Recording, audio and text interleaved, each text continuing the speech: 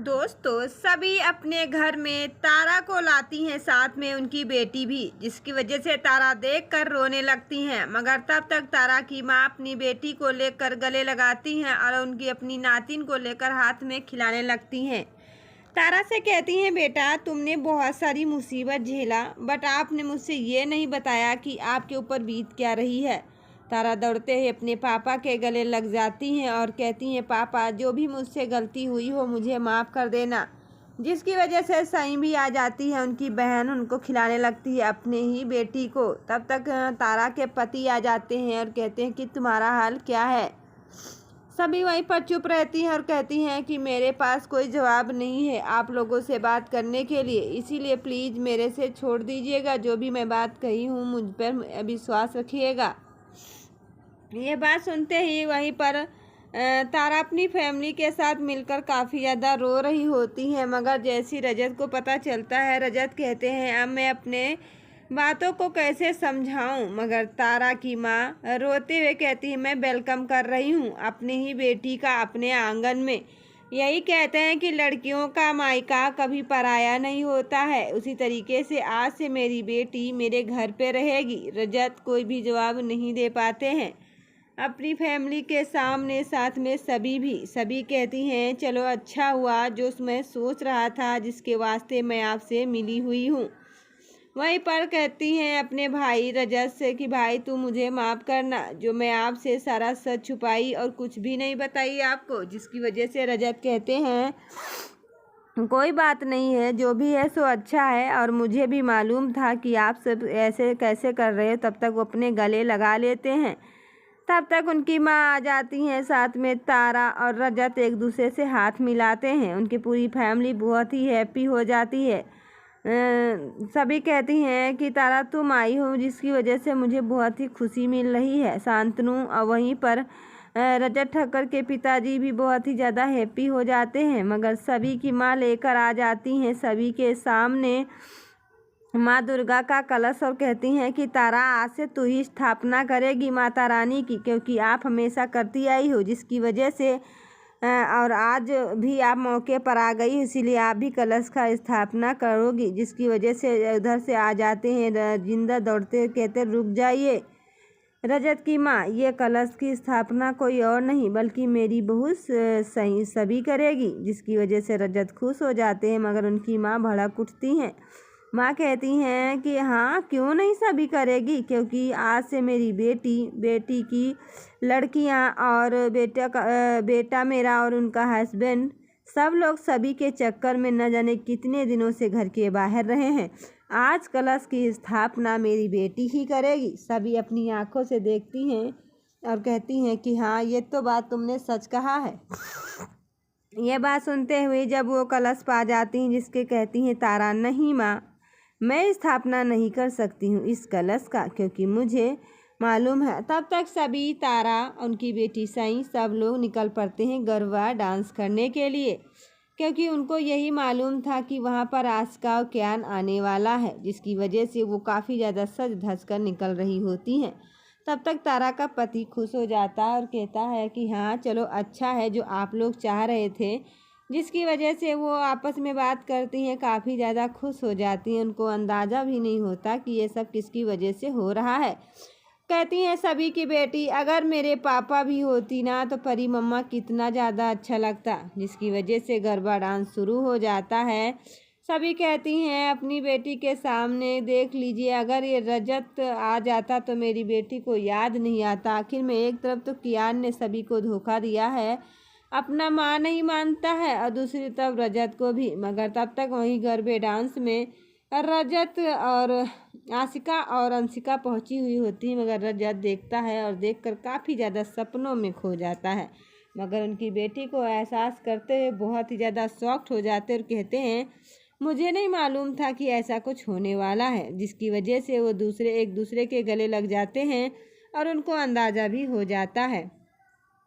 तब तक आपस में डांस करते हैं और रजत देख लेते हैं आशिका को वो डांडिया डांस के लुक में, जिसकी वजह से वो खो जाते हैं।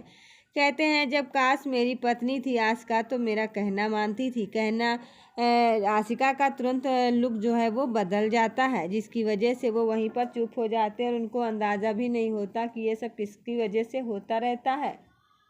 वहाँ पर बार बार सोचकर काफ़ी ज़्यादा अंदाज़ा लगा लेते हैं, मगर वहीं पर आ जाते हैं। तब तक रजत आस्का के प्यार में खो जाते हैं। वो किसी को भी नहीं समझते कि ये सब कैसे हो रहा है, मुझे भी समझ में नहीं आता है।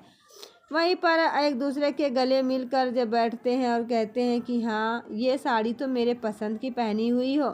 हर्ष आ जाता। हर्ष कहता, लो मैंने तो परी को देखा और मैं तुरंत आ गया। हर्ष और आशिका एक दूसरे से हंसने लगते हैं और कहते हैं मुझे भी बहुत ही अच्छा लग रहा कि आप लोग ऐसा क्यों करते हो। वहीं पर आकर एक दूसरे के करीब, जिसकी वजह से खो जाते हैं सपनों में और उनको अंदाज़ा भी नहीं होता कि मैं किया तो किया कैसे। कियान ने बहुत सारे रिश्तों को लेकर अपनाया, मगर वो अपना नहीं पाया क्योंकि वो उनको पता था कि एक दिन सच तो सबके सामने आ ही जाएगा। कियान को भेजते हैं। तब तक जो होती हैं सई अपने पापा की आंखें बंद कर लेते हैं और अपने पापा से कहते हैं, पापा बताओ मैं आपकी कौन लगती हूँ, जिसकी वजह से हर्ष देखता। हर्ष कहता है, ये सई भी ना सभी का दिल जीतने के लिए कौन कौन सा खेल खेलती है। कियान देखता है, कियान को गुस्सा आ जाता है। कियान कहते हैं कि माँ आपके ऊपर कोई उंगली उठाई ये तो मुझे बर्दाश्त नहीं है, इसीलिए सेल्फी लेने लगती माँ बेटी और साथ में रजत भी। कियान को देखा देखा नहीं जाता। कियान जाते हैं दुकान पर और कहते हैं मुझे 3 चॉकलेट दे दीजिएगा। तब तक कियान का दोस्त भी कहता है कि इन्हें नहीं दुकानदार भैया मुझे दीजिए चॉकलेट, जिससे कहते नहीं पैसा मैंने आपको दिया तो पहले आप दे मुझे, जिसकी वजह से आपस में बातें हो रही होती। तब तक सभी पहुंच जाती। सभी कहते हैं बेटा अपने से बड़ों से कैसे बात करते हैं, और आपसे वो बहुत ही बूढ़े हो चुके हैं, आप उनसे ऐसे बात करते हो, आपकी माँ ने क्या शिक्षा नहीं दिया है। जिसे कियान को गुस्सा आ जाता है। कियान कहते हैं तुम मेरे माँ के ऊपर उंगली नहीं उछाल सकती हो, मैं सब कुछ तो बर्दाश्त कर सकता हूँ और मेरी माँ को कुछ भी नहीं कह सकती हो। तब तक कहने लगते हैं कि नहीं आपको तो समझना ही पड़ेगा। कियान कहता है सभी से कि तुम होती कौन हो मुझे समझाने के लिए, जिससे वो ज़मीन पर गिर जाते हैं। सभी उनको उठाने लगते हैं। कियान ज़मीन पर गिरते ही बहुत ही कियान के दोस्त दुकानदार भैया सब लोग हंसने लगते हैं, मगर वहीं पर आपस में बात करते कहती हाँ चलो अच्छा हुआ जो हम लोग सोच रहे थे यहीं पर जानकर। और बहुत ही कियान देखते हैं और कहते हैं मुझे भी मौका मिल रहा है कि आखिर में ये होगा भी क्यों। वहीं पर जानकर काफ़ी ज़्यादा एक्साइटेड हो जाते हैं और उनको अंदाज़ा नहीं होता कि चलो जो हुआ सो अच्छा हुआ और मुझे अंदाज़ा हो चुका है, जिसकी वजह से वहीं पर बार बार सोचते हैं। सभी पीछे मुड़कर देखती हैं। तब तक कियान ज़मीन पर गिरे पड़े हुए होते हैं, उनको उठाने की बहुत ही कोशिश करते हैं। तब तक कहता है कियान कि तुम चली जाओ मेरे से दूर, तुम होती कौन हो मुझे उठाने के लिए, मेरी माँ है ना, मेरी माँ सब कुछ अच्छा कर देगी। तब तक तारा देखती है अपने भतीजे कियान को, जिसकी वजह से वो रोने लगती। कहती हाय कियान तुम हो बेटा, इतने दिन तक तुम कहाँ थे, मैं बहुत दिनों बाद आपसे मिली हुई हूँ। कियान वो पकड़कर आशिका के सामने कियान को गले लगाकर तारा रोने लगती है। कहती बेटा तुम जब छोटे थे तब मैं आपको माता रानी के दर्शन कराती थी, इसीलिए आप चलो आपको दर्शन कराते हैं, जिसे वो ले जाने की कोशिश करती हैं कियान को तारा, जिसकी वजह से आशिका रोक देती। कहती तुम्हारी हिम्मत कैसे हुई है जो तुम मेरे बेटे का हाथ पकड़ी हो और यहाँ से चली जाओ, तुम्हारा कोई भी मतलब नहीं जो तुम मेरे बेटे को यहाँ से ले जाओ। तारा को गुस्सा आ जाता है आशिका के सामने और उन्हें जोरदार से थप्पड़ लगा देती। कहती हैं कि आपको नहीं मालूम ये मेरा भतीजा है और तुम उसकी कौन हो जो इसे ले जाने की हिम्मत कर रही थी, तुमने मेरा हिम्मत हरा दिया। गुस्से से लड़ाई कर रही होती है तारा अपनी ही बहू से, जिसकी वजह से बहुत ही एक्साइटेड हो जाती हैं, मगर आशिका और तारा में साथ में कियान भी बहुत ही गुस्से में हो जाता है। तो दोस्तों आपको क्या लगता है, क्या सच में सभी समझा ले जाएगी तारा को और नहीं बोलने देगी आशिका से? तो राय मुझे ओपीएन कमेंट सेक्शन में ज़रूर बताना।